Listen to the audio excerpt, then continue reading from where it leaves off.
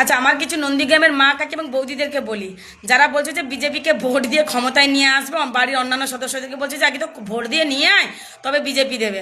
আচ্ছা, তোমার নন্দীগ্রামবাসী যদি বিজেপিকে ভোট দাও, বিজেপি সরকার গঠন করবে, পশ্চিমবঙ্গে ক্ষমতায় চলে আসবে না? মানে এমন বুদ্ধি নিয়ে ঘুমো কোথায়?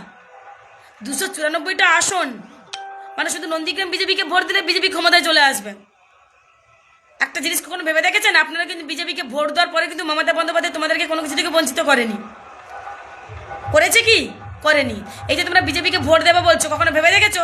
ওই বিজেপি কিন্তু দেশের ক্ষমতায় বসে দেখেছে। তোমার ভারতবর্ষ, যে ভারতবর্ষটাকে স্বাধীনতা পাইয়ে দেওয়ার জন্য তোমার মনীষীরা শহীদ হয়েছে, সেই ভারতের প্রতি তোমার অধিকার রয়েছে। সেই ভারতটাকে তছনছ করে দিচ্ছে একজন হিন্দিভাষী শেষ করে দিচ্ছে। তাই আগে ভারত রক্ষা করতে শেখো। আর হ্যাঁ, বিজেপিকে ভোট দেওয়া মানে নিজের বেঁচে থাকার গণতন্ত্রকে হত্যা করো না কিন্তু।